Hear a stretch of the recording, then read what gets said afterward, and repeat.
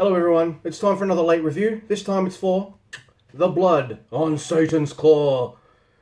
Now, I was recommended this movie after watching The Wicker Man with my wife, and we watched The Blood on Satan's Claw.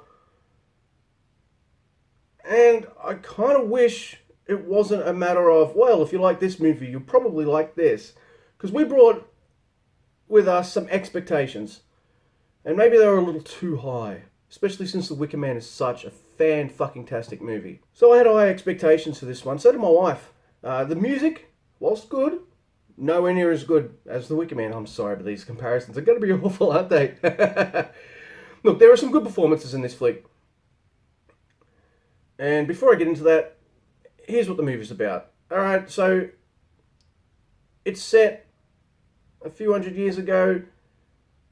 And it's after they've stopped doing the witch trials because they know it doesn't work. It's all been debunked, all that bullshit. But there's some weird, evil, magical shit going on in this small town, small country town, and that's the blood on Satan's claw. So I just want to point out I like. Some of the cast tickled me because I'm a huge Doctor Who fan, and you've got Wendy Padbury, who was Zoe in the Troughton era, and you've got Anthony Anley, who was the Master for the 80s Doctor Who, for most of the 80s anyway. And it was really cool seeing them, and I'd say most of the performances in this flick are really good, except for one character, and this character loses both her kids. Alright, this is going to be a little spoilery, but hey, this movie's so fucking old.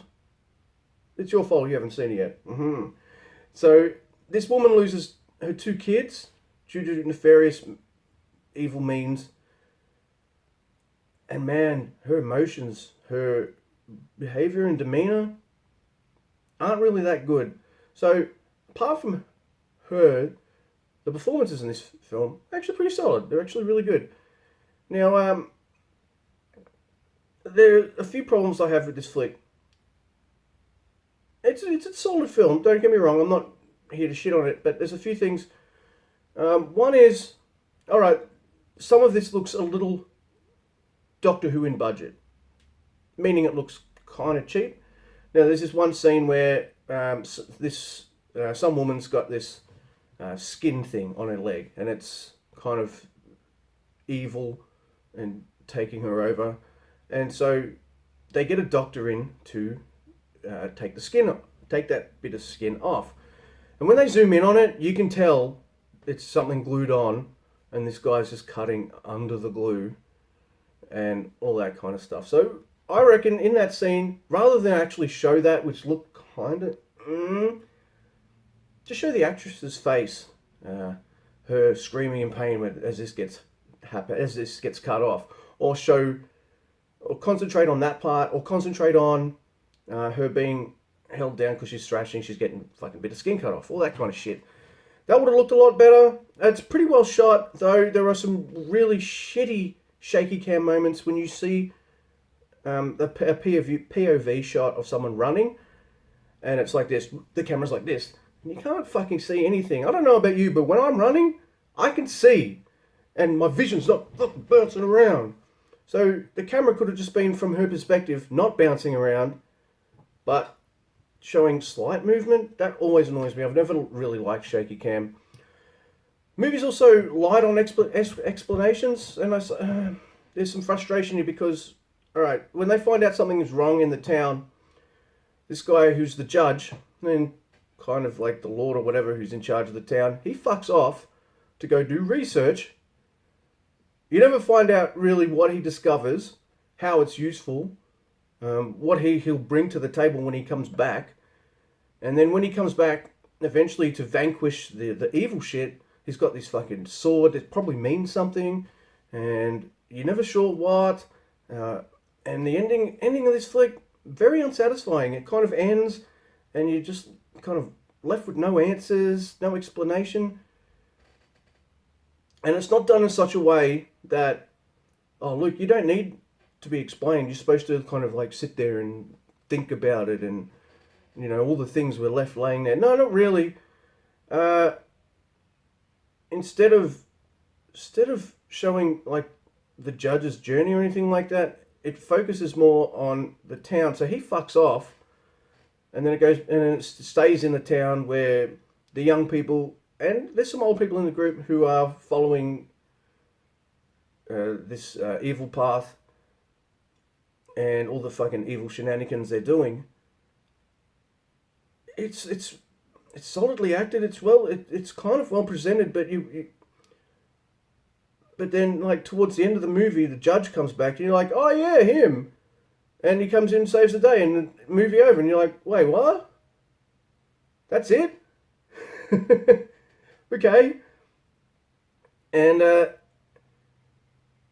it's kind of disappointing. I really like the setting. It's the premise is really cool. Like, there's evil happening in post witch trial times. So they think, you know, witches and all that, that's all bullshit. We've debunked that. All right. But there's evil now. And, oh shit, what do we do? How do we defeat that? Now, the representation of kind of Satan himself also looks a little Doctor Who, old school Doctor Who. So they could have represented it in a different way. Maybe more possession. Like, you could have had the young woman who's the leader of these evil misfits be possessed or something, rather than show some kind of low budget kind of evil deity. The judge isn't the only kind of weird character who comes in and out of the movie. Now, I only noticed this because I kept an eye out for him. It's the first time I'd seen Anthony Anley in something other than Doctor Who. So I noticed him right away. He plays a priest in this town, teaching kids religion, all that kind of shit. He gets arrested wrongly because he's framed by this evil woman, and when it's found out that he had nothing to do with it, they let him go. And that's the last you see of him. He is conspicuous by his absence in like the last 20 minutes of the movie because he's not in it. And you'd think he would, being the priest of the town. You'd think he'd help the judge. You'd think he'd help the townspeople. But no, he's gone. And that was glaring. There's some really cool horror parts here. There's enough to kind of keep you interested. It's 90 minutes. It's not too boring. But it's not a perfect movie by any stretch of the imagination. It's just an okay, solid flick. I didn't hate it.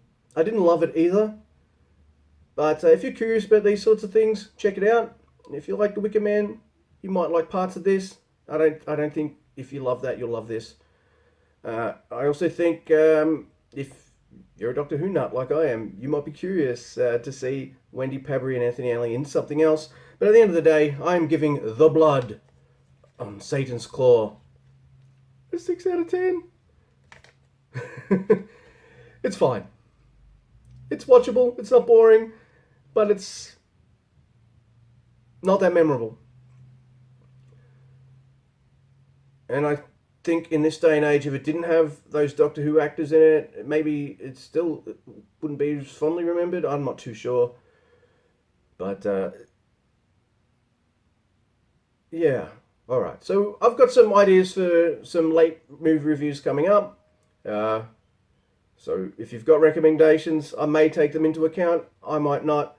I pretty much did this one because I'd never heard of it before and it sounded really interesting. The next late review will be coming soon. It's going to be something a little more well known that is a gap for both me and my wife. So we want to fill that gap and watch that flick.